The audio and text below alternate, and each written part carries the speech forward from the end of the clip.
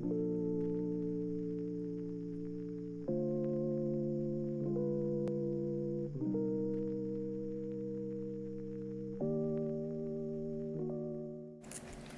guys, for this week's video I am doing a voiceover on a isometric room. I get a lot of questions on how I do these, so I thought I would go over the process. So first I just start sketching on 2 layers. The first layer is the actual box that is going to be the walls and floor of the isometric room. And then the second layer is all the junk that I'm going to cram in there later. After you got your sketch, you start a new layer with a darker ink and you start to draw over your sketch and finalize everything that will be in your bedroom. I struggle with the top of this coffin lid on the right for a minute, and I had to come back and do that again. It made a lot more sense once I drew the inside of the lid. After that, I kind of just fill the room up with vampire-esque objects, I guess you could say. I did use Marceline's guitar from Adventure Time, if you guys watch that. It's one of my favorite shows and cartoons, so I thought it would be really cute to kind of throw in a Adventure Time reference. I also like to put a Nintendo reference in each of my isometric rooms, so look out for those next time you watch a video.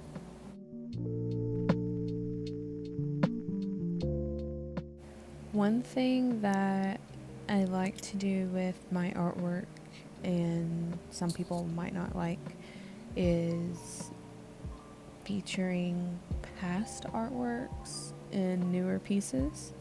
So I used, I think, 4 recent drawings or illustrations and made them really tiny to fit inside this room on the posters on the wall and one of the covers on the record. It's just a easy way for me to kind of fill in space.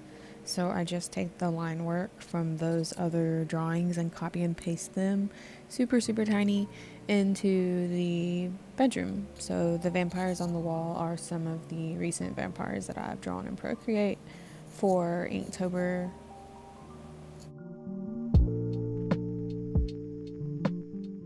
So right here I am creating a new layer to start coloring on, but I wanted to go back and show you all where the isometric guide is. So that's how you turn that on, and then you click the little button between the opacity and brush size, that little square, and that turns your lock on and off. So that helps draw things that you know for certain are going to be straight lines. You can use that with the symmetry tool also. I really like that one for doing quick portraits. So if you guys haven't checked out the drawing guides, they are very fun and very useful.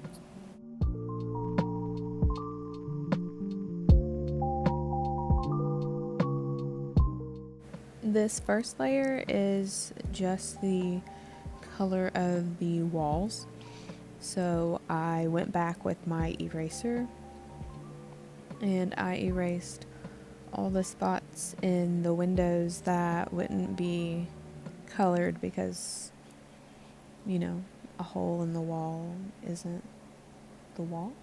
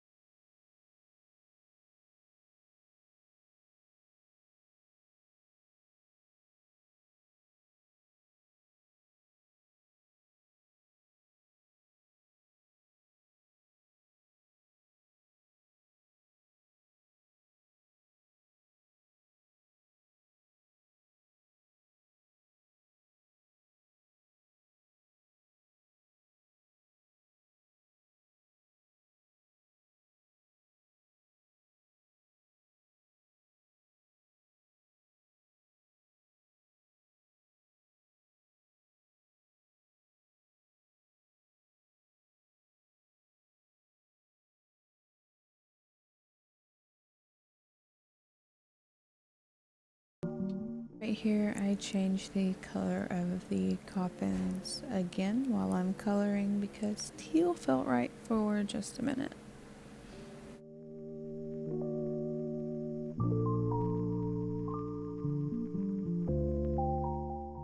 So right here I'm just coloring all the small objects on the shelf, and then I go back and put some brickwork on the walls because they were just really plain looking. After that I go into the lighting, which is just really quick.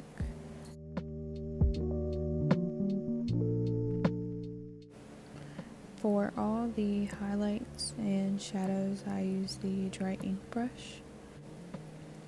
For the layer that will be the shadows, I'm using the dry ink brush and a electric purple color. From there I'll just paint over areas that I think would be darker or shaded.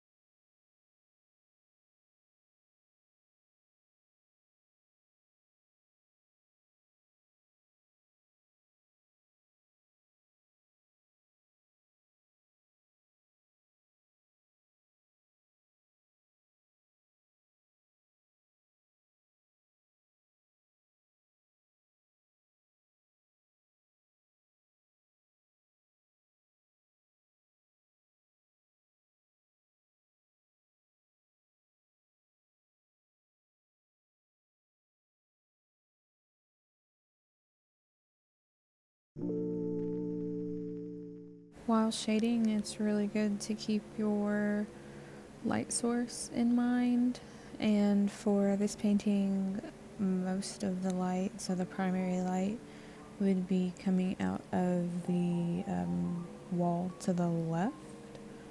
So shadows are kind of tricky because they can bounce around when different light is introduced to a painting, so this is always the part that I find most enjoyable.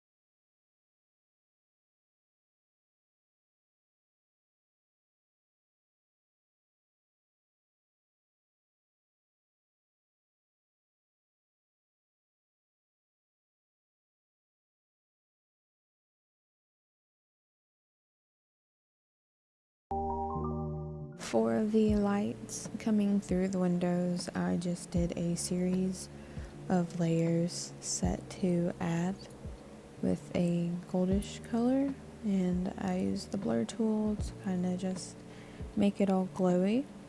For the light portion that's flowing down to the bedroom, I used the dry ink brush and just painted a rectangular shape, filled it in, dropped the opacity and set it to add also. It adds a really pretty airy light effects, so I like this one a lot. I think it turned out pretty well. Thanks for watching if you stuck out this far.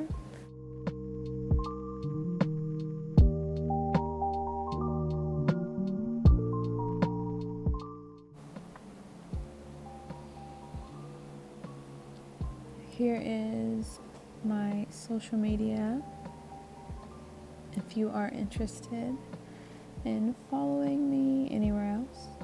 Thank you so much for watching again. If you have any questions, definitely leave them below. I try to get back to you guys as soon as I see them. I would love to do a video and answer some more of you guys' questions. Thanks a bunch. Have a good one. Bye, y'all.